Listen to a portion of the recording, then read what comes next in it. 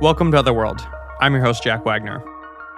Even though the show is about first-hand paranormal encounters that I consider to be credible, I'd say a lot of the time, most of the smaller paranormal stories I hear usually can be chalked up to somebody being scared or paranoid and imagining things. The imagination is very powerful. I'm talking about people that just think they heard a bump in the night. They think they saw something out of the corner of their eye. That type of stuff. It happens to me, it happens to all of us. And honestly, you'd be surprised how many people have emailed me saying that they think listening to the podcast might have caused something to happen to them. Like after they turned off Otherworld, they thought they heard something, or they thought they saw something out of the corner of their eye. I get those emails a lot. And whenever I get one, I tell them, you guys have nothing to worry about. I mean, I'm the one that records the show and nothing's happening to me. So if you ever find yourself wondering about that, I'd say you're safe.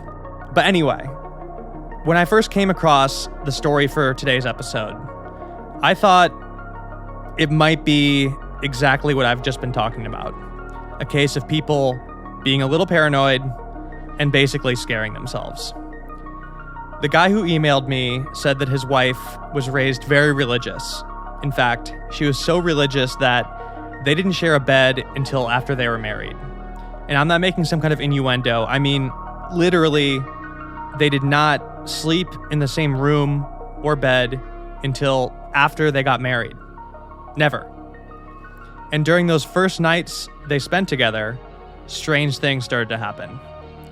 Now, I'm not entirely sure what exactly happened with these two. The situation took some unexpected twists and turns, but I think it's a really interesting story and a really unique perspective. I think you're all going to really enjoy it. This is episode 15. The title is Honeymoon Phase, and you're listening to Otherworld.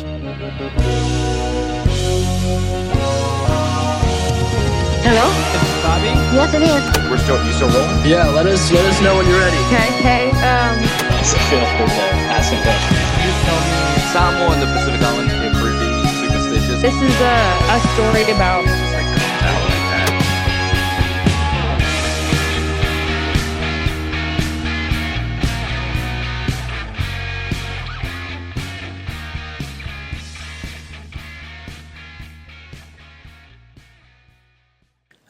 My name is Holden. I'm 34, live in Kansas. This story kind of starts along the timeline when I met my wife. She had just moved back from Padova, Italy. She had been living over there doing missions work for 6 months. And I had been living in the Kansas City area. I moved back and my family went to her family's church. So I kind of knew of her, but didn't really know her. Didn't know the family super well. So she has a huge family. She's got 7 brothers and sisters. Aunts and uncles have a lot of kids, just like a really big family setup. And they're all kind of geared around ministry. The whole family is. Her dad, at the time that I met her, had been a pastor for like 25 years at a small town church.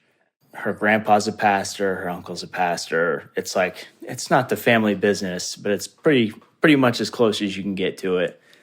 My parents are pretty devout. So I grew up in church and around church, but definitely was not as intense in my practicing as them. So certainly there was some adjustments in the dating as far as what my dating would have been like before and dating with her.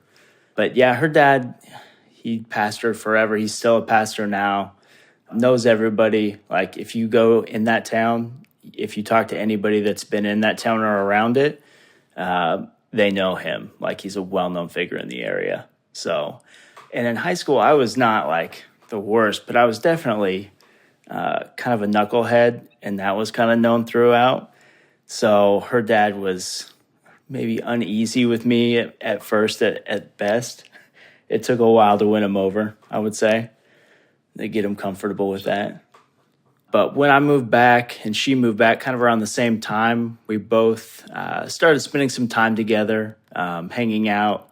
It was not a traditional dating setup at first. It was almost like a courtship. I don't know if I would call it that, but definitely the parents had input as to time spent together and, some supervision at the start.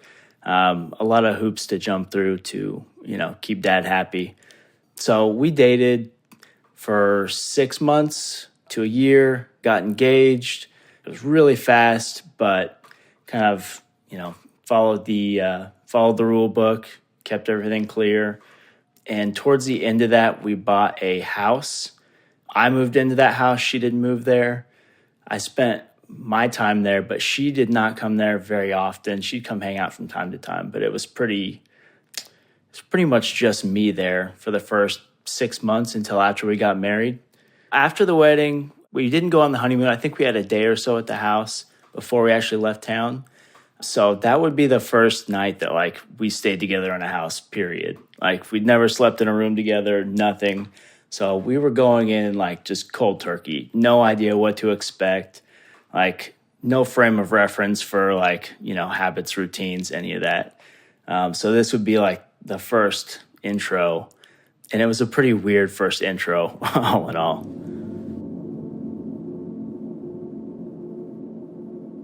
Okay. Well, I'm Hillary. I Holden's wife. And I guess just for reference, I grew up, I'm a pastor's kid. So I was very aware growing up of what in the church you would call the spiritual realm, I guess, of things that are outside of our view as people, but that are happening all around us with, angels, demons, whatever, you want to call it. But I was very aware of that growing up.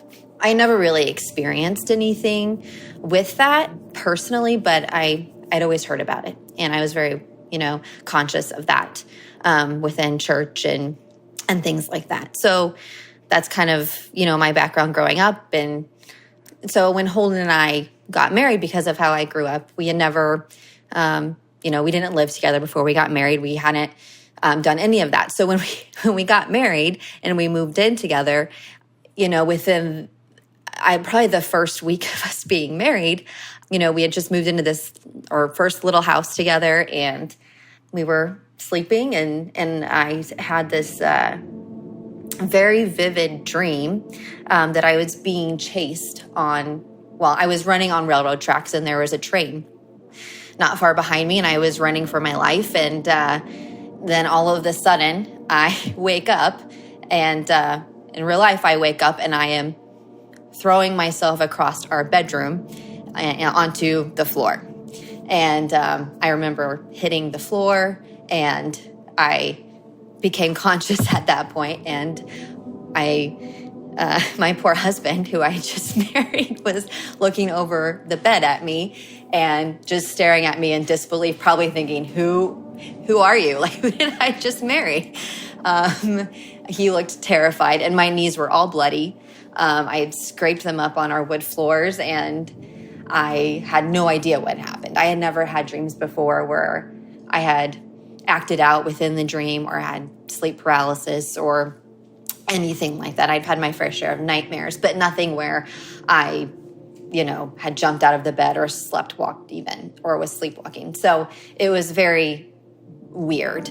And Holden was definitely freaked out by me doing that.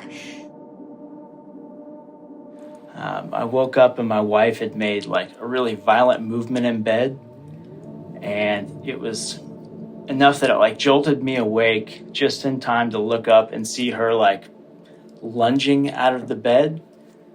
I didn't see her standing, but I saw her foot push off and just it wasn't oh, I'm jumping. It was full force. So her body went full airborne. I saw her body in the air. And saw her impact the edge of the wall. It was a pretty small room, so it doesn't take a lot to hit the wall, but probably 5 feet that she flew in the air and then hit mid-wall and dropped. And she was didn't know what happened at first. And truthfully, I was kind of afraid to go to the edge of the bed and check on her at first. But eventually I went, and she was okay. I think she bruised her knees a little bit, but really didn't know what happened. Just said she had a dream that she was on train tracks and thought she was going to get hit and was diving away. But my wife kind of dismissed it and said, well, I had a bad dream. I thought I was going to get hit by a train, and she was pretty disoriented. So I kind of pushed it aside. And side note, my wife would like to clarify that she was not possessed or has never been possessed. But it was a weird situation. So after that, we went on our honeymoon. We went to the Bahamas and went on a cruise and had a really great time. No weird issues, nothing that was concerning. Kind of gave me a frame of reference for, our time together.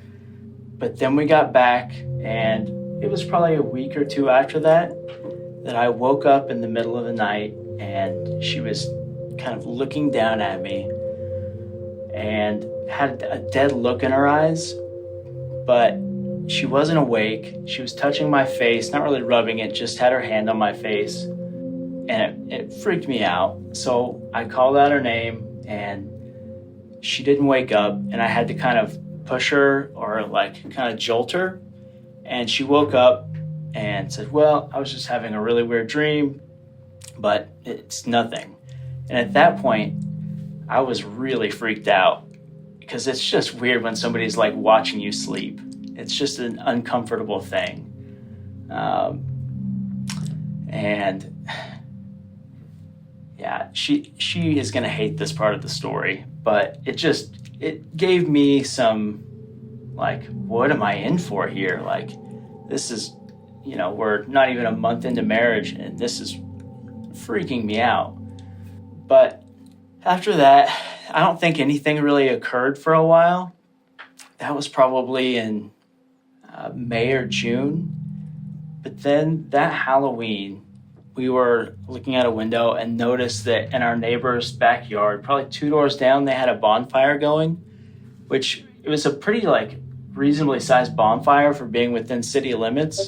But watching them, they weren't just standing around talking, but they were linked arm in arm and dancing around the fire itself, which is just kind of odd. It definitely wasn't people just mulling about talking or dancing. This was an organized, orchestrated group dance, which just kind of, maybe it's nothing, but it sure felt like something was off. Just odd to have people linked up, swirling around the fire, essentially.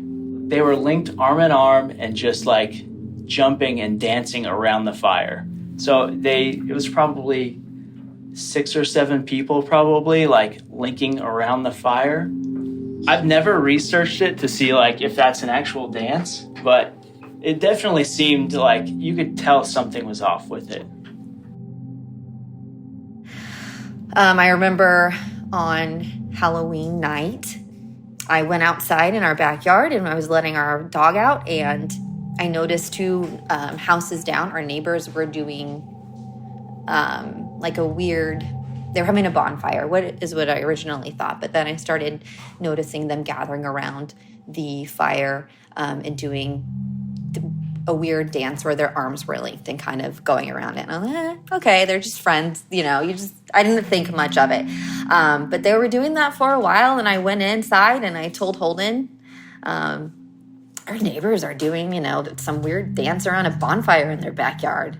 I was I don't know what that's all about, but it's Halloween, so, who knows what. So we went to bed, and shortly after this thing happened at our neighbor's house, we started having weird things happen at our house. My wife definitely, she's pretty intuitive, and she could tell something was off. She's very, cautious and sensitive to that kind of thing. She's never watched a horror movie, absolutely refuses to watch a horror movie. Just not something she wants to open up. I think she sees them almost as a gateway into letting something into your world. So after Halloween, after seeing the neighbors dancing, things started to pick up, and definitely we noticed more issues appearing. The first issue that really was kind of a wake up was we had a painting hanging directly over our couch. This was probably 3 foot by 4 foot or right around there. And it was attached to the wall. There was 2 screws, 2 pegs that went into the wall, and there was a wire that went across the back of the picture. So to get it off, you would have to pick it up over those screw heads and lift it. And I came out to go to work one morning, and the picture was sitting on our couch, on the cushion, as if you would sit, the frame was on the seat and the picture was hanging out. And I went and inspected it, and everything was still connected. The wire was still there. The pegs were still there. And it was really obvious that there's no way that thing is coming off the wall and sitting how it landed on that couch without something picking it up and setting it there. Which I didn't know what to make of it at that time. I think we were just kind of weirded out. Well, what is going on? Why is that there? We didn't hear any noises at night. There was nothing to indicate that something had gone wrong. If it had fallen, I feel like we would have heard it, or it would have fallen and hit in the floor. There's just no way that it lands how it does silently, without alerting us somehow. Okay, this part's hard to describe, but I've seen a photo of the painting and where it was found, and maybe I could just clarify. This is a really large painting. It's probably 4 feet wide, and I'd say it probably weighs at least 10 or 15 pounds. And they had it hanging above a very bouncy looking couch. So if this thing somehow fell off the wall on its own, which is very unlikely, I'd say it's pretty much impossible for it to land how they found it. If it fell off the wall, it would have hit that couch and bounced right onto the ground. But it was sitting right there perfectly. It makes no sense seeing it myself. It's not like this is a visual straight out of a horror movie. I mean, most things aren't. But there's something really unsettling about realizing that things are being moved inside your home by something that isn't you. So I thought I'd clear that up. Let's get back to the story. And then a little while after that, I went to work. I go to work pretty early, and my wife called me probably 20, 30 minutes after I left. And she was panicked and crying. And she said that there was somebody in the house, that somebody had broken in. She was in the room with our dog, and she said that she heard the sound of something clanging against our metal dog kennel. So we had a wire spoke dog kennel, and she said she heard something slowly clicking against those pegs, which is pretty distinctive. And for reference, the house is it was really small. It was probably a 2-bedroom apartment, probably 800 square feet. So this was in the next room over, not something that you're gonna hear it. And she was sure. So I called the police and rushed home. And when I got home, the front door was still locked and the back door was still locked. And the police showed up. We walked the house. There was nobody in the house. There was no signs of forced entry. No indication that anybody had come into the house or left the house. So I think at that point we knew that something weird was going on, that something was maybe alerting itself to us or announcing itself to us. And around that time, you never know if it's in your head or if it's something palpable, but you could feel a heaviness in the air. And even if I was home alone, you would just feel it doesn't feel like I'm alone. It doesn't feel I don't know. You could just feel a weight. You could feel like somebody was maybe peering around a corner. And it wasn't comfortable for sure. I guess the first thing that I remember is probably I started hearing noises at night, scratching on our windows. We had screen windows outside of our bedroom windows, and I would be laying in bed at night, and I would hear, it would just sound like somebody was scratching their nails on our screen windows. And I would look out the window, nothing's there, but it was fairly loud. And that would happen in the evenings a lot, or if I'd wake up during the night, I would hear that noise. There was a night where, or I guess it was very early in the morning. At that point, Holden was getting up for work at 5 o'clock in the morning and leaving at 5:30. And I remember one morning I woke up and I opened my eyes, and hovering right above me very closely, it was a very black, shadowy figure. And that's kind of when I realized, like, there's something really, this is weird. I tried not to freak out about it. I honestly, I prayed, and I closed my eyes and I prayed, like, God, I don't know what's going on. There's something weird going on here. And I was like, just please make it go away. And I opened my eyes and it was gone. But that was probably the moment I realized that something more was at hand, I guess you could say. So that happened. There was a morning, again, where Holden, he got up really early, and I was getting ready to get up and get ready for work. And we had a dog kennel in our spare room for our doggies. And I started hearing, it sounded like somebody was vigorously shaking our dog kennel. And I was in our bedroom, and it freaked me out, and it sounded like somebody was opening the door and shutting the door. And so I called Holden and told him that I thought somebody was in our home.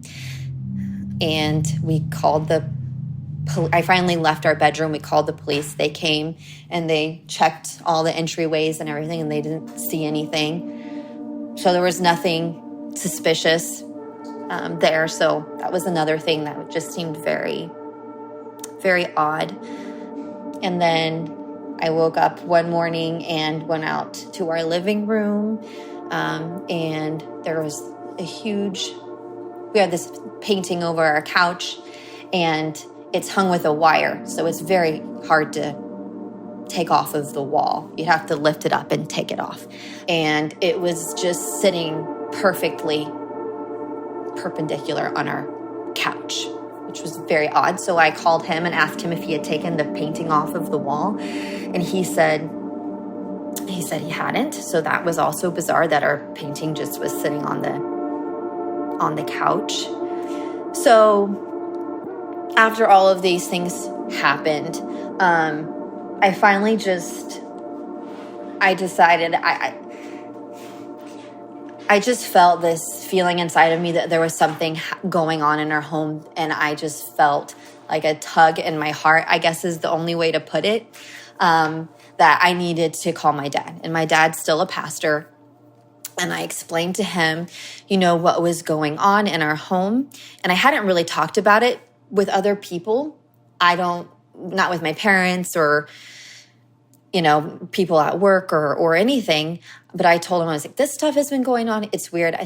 I told him, I don't know if it's spiritual, but I said it's uncomfortable, and we need to do something about it. So I asked him if he would come pray over our home. And, in my faith, you can, he came over and he anointed our home with oil, all the doors in our home and the windows. And he just came and he prayed over our home, that there would be peace in our home, and that whatever was going on, whatever had been in our home,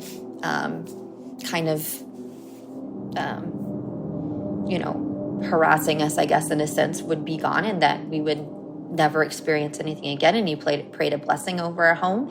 And after he did that, it was like you could just feel just a weight lifted, and there was just peace in our home. And we never had anything happen again in that home or any other home that we've ever lived in. So, and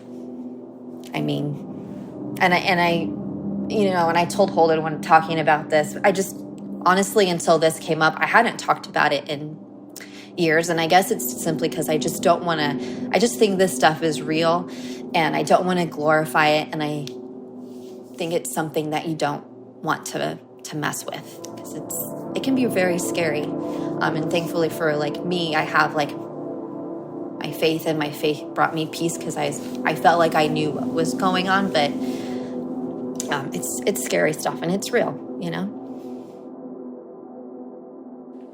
After that, everything stopped. That was really kind of the end of whatever it was being in our lives. We lived in that same house for 2 years after that, and never had another occurrence that flagged itself or that like seemed like something was off. It seemed to do the trick. Okay. Sorry, I talked a lot. No, you did great. That was awesome. Okay. I have a bit of a curveball to throw at you guys. What if I were to invite a man into this Zoom call that could maybe answer some of our questions about the ritual? He's a bit of a character, but he knows. Sure. You're down? Yeah. All right, perfect. I'm gonna send him the Zoom link. I don't even know if he's home, but it would be good. It'd be a good surprise if we could get him on. It's all right. I mean, I don't know. I really want to know more about this ritual thing. I was a little skeptical at first, but I don't know. I kind of can't stop thinking about it. Yeah. I even made, I made a joke that night, like, oh, our neighbors are having like their I don't even remember, some witches, you know, like I just didn't think much of it, but obviously it was more than them just. Hillary, 1 sec. I think we have our special guest. I think he's joined. I don't know if he could hear us yet. Let me see. Sean, are you able to hear us right now? Yeah, I can hear you guys. What's up? Okay. I just joined in. I wasn't eavesdropping. No worries. Guys, this is Sean Johns. I don't even know how to. Hey, how you guys doing? I don't even know how to explain you, really. He's a bit of an expert on this type of stuff, and I thought if anybody could answer our questions about this ritual, it might be him. Sean, I think I told you. Do you remember what I told you on the phone about these people? Mm-hmm. The people doing the dance in their backyard? Okay, these was the. You told me the story like last month. Yeah, people were doing like a linked arm dance around a bonfire on Halloween. Okay, what kind of outfits were they wearing? I honestly, I'm not sure. I remember there were like some people in costume, but some people in robe. Like okay, robes, but no, I don't think everybody was in robes, Yeah. but there were some robes and then some costumes. I think, and some people were probably just in their normal. I mean, it didn't seem at that time. It didn't seem super suspicious because it was Halloween, and you know. Okay, and was there any kind of you guys ever find anything in your yard? Coins, pictures of like nothing. Not that I think remember. so. No. Okay, anything in the mail? Anybody give you something? I don't think so. I don't think we ever interacted with them. No, Did anybody take anything out of your house? not that we're aware of. No. Okay, because if somebody was, you know, I'm sorry, that's so scary. None of those things that we are aware of, obviously. But. Yeah.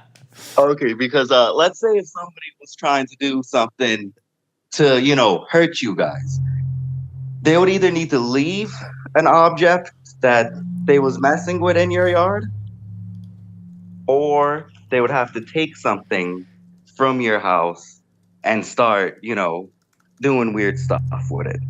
Okay.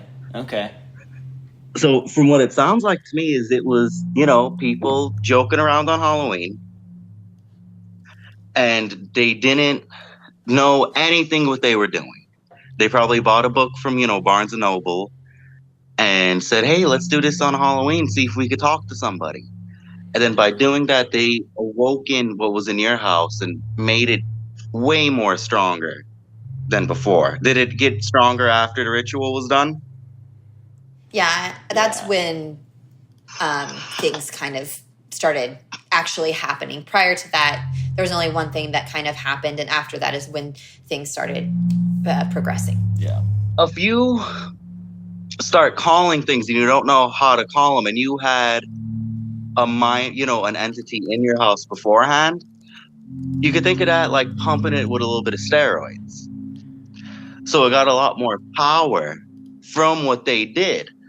So you think they were just goofing around, Sean, the neighbors? They weren't like... I think it sounds more like they were goofing around, because let's say if everybody came in and they were trying to summon Sauron from Lord of the Rings, right? You would think, they would all have the same outfit on, right? Yeah. Over here at Lake Michigan, you get them in Michigan City a lot more. You familiar with Michigan City, right?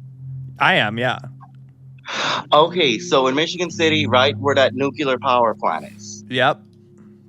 there's that big beach, and usually around on the solstices, they come through at night and they wear the robes and they light this big bonfire. I don't know what they do. I don't know who they're praying to, but it's most likely a satanic type thing what they're doing.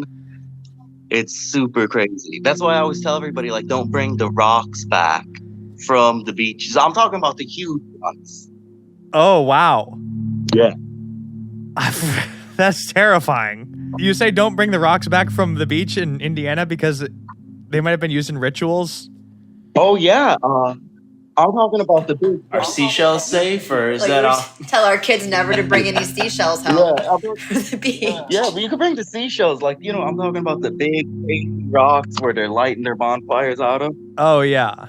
Sean, you have a real talent of, like, giving an answer that creates 30 more questions. But thank you so much for jumping on, Sean, and trying to put these people at ease. I'm not sure that you did, but I mean, it sounds like their neighbors weren't doing anything super serious. Yeah, I think it sounds like the neighbors messing around, because if you're gonna summon something, all right, is this? I'm sorry, there's a lady here, so I'm gonna talk a little bit weird. If they were really, really evil, trying to do something insanely evil, they would have been naked. Oh, really? Yeah. Yeah. I'm talking about that real old magic. So it would be almost something like that. But, if they were Wiccans, they would have had on the nice matching outfits, man. They're organized.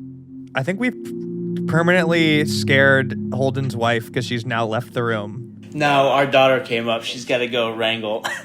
All right, guys. Well, Sean, thanks for joining us. I'm going to say goodbye to them, but I'll talk to you soon. All right, no problem. Anytime, Jack. All right, see ya. Thanks, Sean. All right, Sean.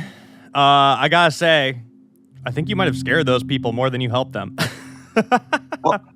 Well, I tried my best to calm them down. I guess I got to work on that a No, little you bit. did. You did good. You did good. You did good. I think it just took some unexpected twists and turns. But I don't know. Like, what do you...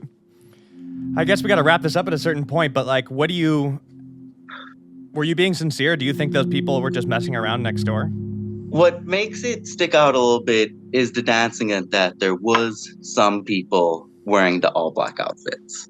So, without me being there and seeing the dance myself, I'm going to go through and say that most likely it's something pagan because of the day of Halloween. Okay, got it. Is Gina home right now? Would she know about this too? Yeah, Gina would know some stuff about it. Let's get her in here. My bride. Hi. Hey, what do you think of this? It's definitely very close to be considered like Samhain. And that's what we were like, what I was thinking. But obviously it's hard to really know 100% again if you're not there. But just the way that they were depicting what was happening, it seemed like that was very much it. And for the people who don't know what that is, it's representative of the autumn. So that it falls on Halloween. And so it's when the spiritual veil is the thinnest. And what I mean by that is spirits and fairies also, because it's Celtic, can come and go and enter in.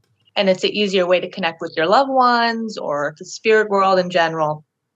And so it's something where people will do certain things to connect.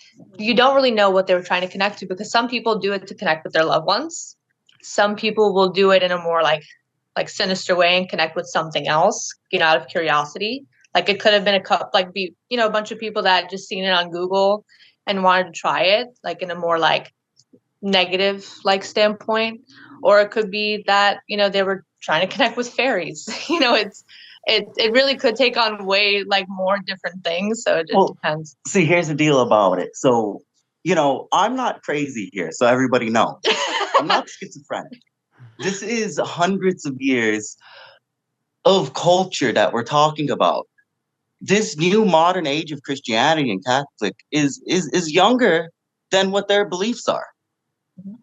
The way you commune with fairies and try to entice them in is, you go in that mushroom circle and they're dancing in it. Well, how would you communicate with them is you start dancing with them. Now, it's not like... No, not this again. But it's not like the actual manifestation of Tinkerbell.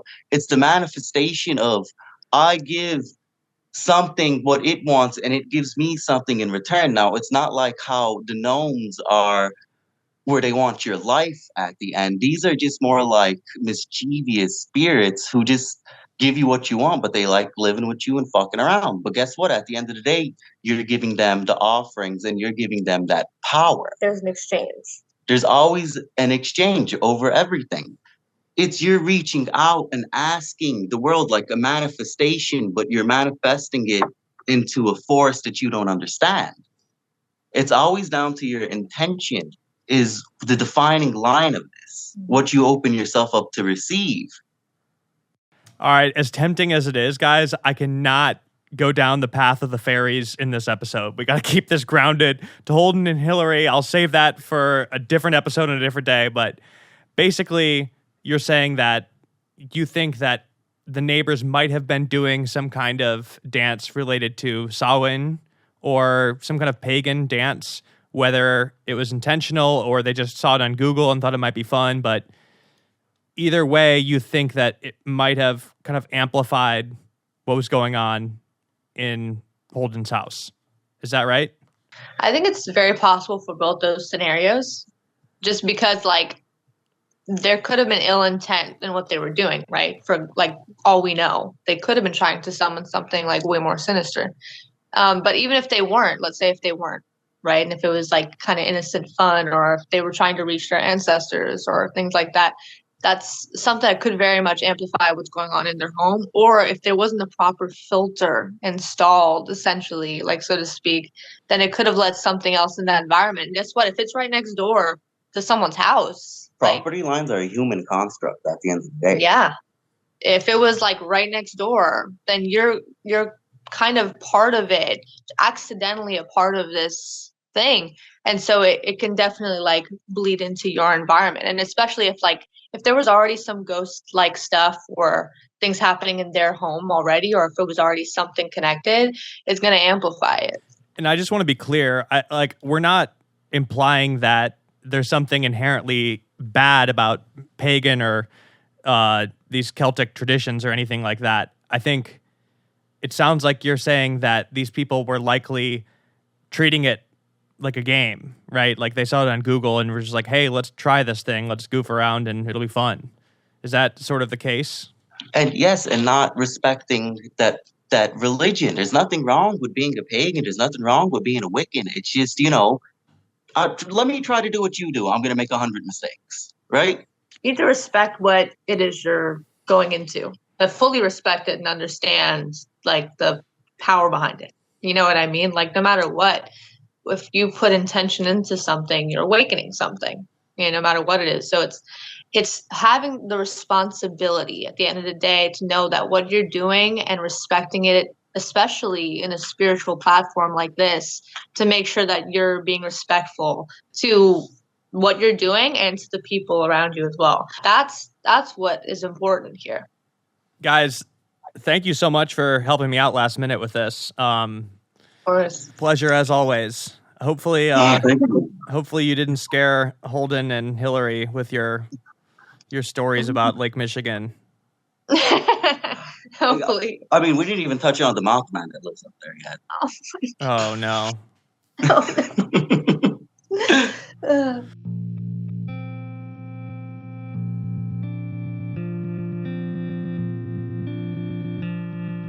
All right, that brings us to the end of this episode. I want to thank Holden and Hillary so much one more time for telling us their story. I did talk to them since we recorded this, and they were very grateful to have talked to Sean Johns. He did not scare them, even though I was a little worried with his line of questioning back there. It might have freaked them out a bit more. But They're very grateful, and nothing has happened in the house since then. I also want to thank Sean and Gina for coming in one more time and lending me their expertise. Sorry to anybody who was teased by the fairy stuff. Maybe one day. But we do not have the time for that. It brings us to the end of this episode. This has been episode 15. The title is Honeymoon Phase, and you've been listening to Otherworld. Otherworld is executive produced and hosted by myself, Jack Wagner. Our theme song is by Coberman. The soundtrack of this episode is by Juice Jackal. Editing and engineering by Theo Schaefer. The artwork for our show is by Cul-de-sac Studios. This is an independent show, so please show us your support by subscribing, leaving a 5-star review, and especially telling your friends. If you want to follow us on social media, we're at OtherworldPod on Instagram and Twitter. If you know somebody who has experienced something paranormal, supernatural, or unexplained, you could send us their story at stories@otherworldpod.com.